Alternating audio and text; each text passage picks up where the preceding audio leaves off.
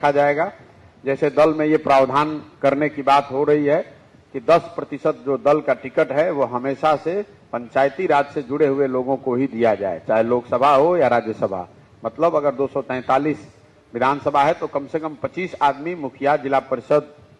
Ward से लड़े हुए लोग, बीडीसी जैसे पंचायती राज की जो व्यवस्था से जुड़े हुए लोग हैं उनको टिकट मिलना चाहिए। कुछ लोगों का ये भी सुझाव है कि 2 टर्म से ज्यादा इस दल में हम लोग को लिख देना चाहिए कि 2 टर्म से ज्यादा लगातार किसी को मौका नहीं मिलेगा, ताकि नए लोगों को अवसर आगे मिलता रहे। कुछ इसी तरह के और भी सुझाव लोगों ने दिए कि राइट टू रिकॉल का भी प्रावधान किया जाए, ताकि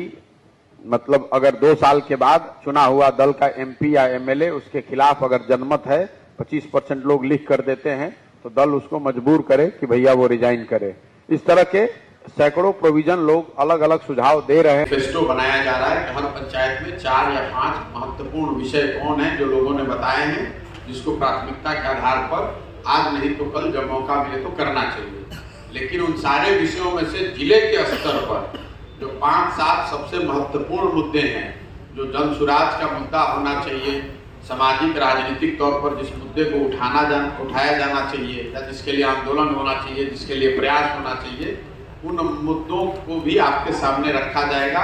12 तारीख को, जहाँ तक मेरी जानकारी है, 12 तारीख को बेतिया में मीटिंग है जिसमें जिले भर के लोग होंगे। आपके सामने वो सारे मुद्दे रखे जाएंगे कि जितने भी बड़े मुद्दे हम लोग को लोगों ने बताए पश्चिम चंपारण के 45 दिन के इस एफर्ट में, वो आपके सामने रखा जाएगा, ताकि लोगों के जनमत के आधार पर यह तय किया जा सके कि कौन सा 4-5 मुद्दा ऐसा है जिसको कि जिले के स्तर पर जन सुराज के बैनर के तहत प्रमुखता से हम लोग उठाएंगे या जिस बात को अपनी प्राथमिकता बनाएंगे। 2-3 और सुझाव जो अभी तक आया है, क्योंकि मैं प्रखंड की मीटिंग करता हुआ आ रहा हूँ, कुछ लोगों ने ये कहा कि प्रखंड की समिति की संख्या का कोई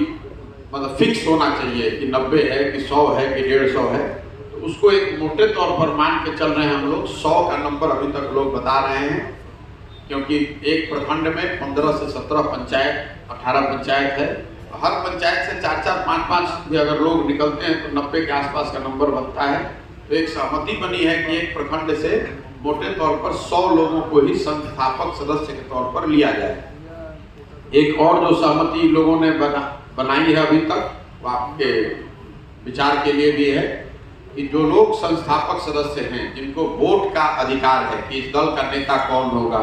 इस दल में टिकट कैसे बनेगा, इन विषयों पर जिनको वोट का अधिकार है,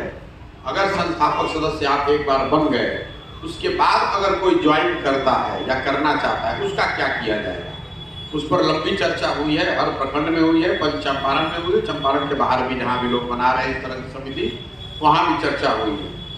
उसमें ये तय किया गया है, या अभी तक सुझाव है वो आपसे साझा कर रहे हैं, कि जो लोग संस्थापक सदस्य हैं उनकी सहमति से ही,